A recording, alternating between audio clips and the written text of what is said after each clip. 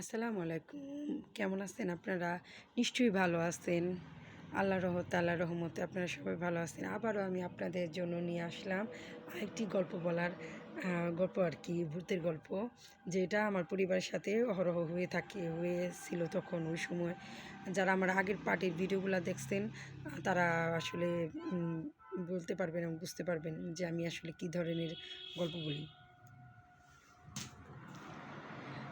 তো কথা না বাড়িয়ে আমি আমার গল্পতে চলে যাইতেছি।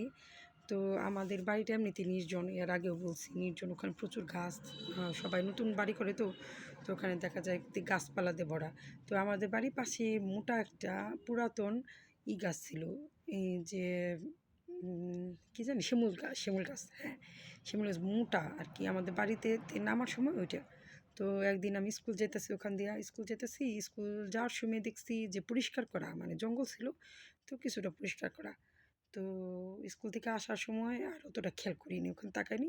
তো সকালবেলা আবার ব্রাশ করতে করতে আমি আবার একটু রাস্তায় গেছি। তো যাই দেখি কি, ওখানে একটা মোমবাতি, দুইটা মিষ্টি, দুইটা কলা, আবার একটু যে মানে আছে না, যে ফকিরেরা দেয়, ভোগ দেয়, ওই টাইপের জিনিসপত্র, দুধ। তো কলা দেখলাম অর্ধেক খাওয়া, মানে শিয়ালে হয়তো বা কুকুরে খাইছে। তো আমার না কেমন একটা ঘিনা ঘিনে, মানে শরীরটা কেমন জানি করে উঠলাম, কিরে এই যুগে এসেও এরকম মানুষ ভোগ দেয়, মানে এটা বিশ্বাস করে। পরে আমি আমার বাড়িতে গেলাম। বাড়িতে যাওয়ার পর মারে বললাম, মা কালকে যাওয়ার সময় দেখলাম ওই জায়গাটা পরিষ্কার করা, আজকে সকালবেলা দেখি এত কিছু দেয়া ওখানে রেখে দিছে, কিন্তু মোমবাতি, তারপর আর অনেক কিছু। মা গো থাক, ওটি ধরিস না, ওটি ধরা ঠিক না। ওইটা ওই যে পাশের বাড়ি তোর কাকি আছে, কাকি স্বপ্নে নাকি কি দেখছে, তো ওই জায়গায় দেয়, দিতাছে এটি, কথা কইছে। তো আচ্ছা ঠিক আছে। পরে আমার এমনি সবার সাথে কথাবার্তা হচ্ছে, ওখানে মুরব্বীরা আসলো, ওই এলাকায় কিছু মুরব্বী আছে, বয়স্ক মহিলারা। পরে তাদের কাছ থেকে আসলে ঘটনাটা শুনতে পারলাম।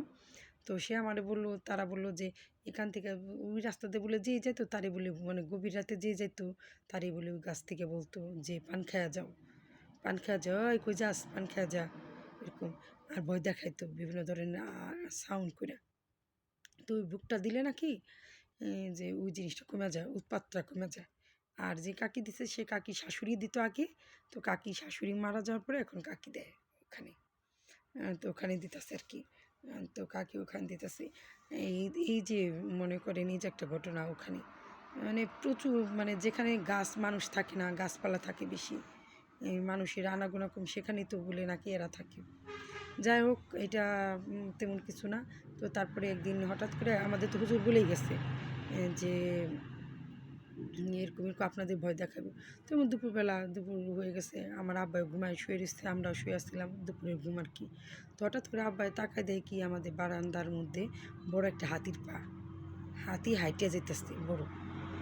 তো স্বাভাবিক কথা, আব্বা ডাক যায় কি, আব্বাই ভাবছে কি হয়তো ঘুমের চোখে তলে, সরি, ঘুমের তালে তালে আব্বা দেখছে যে হয়তো বা ভুল কিছু দেখতে পারে।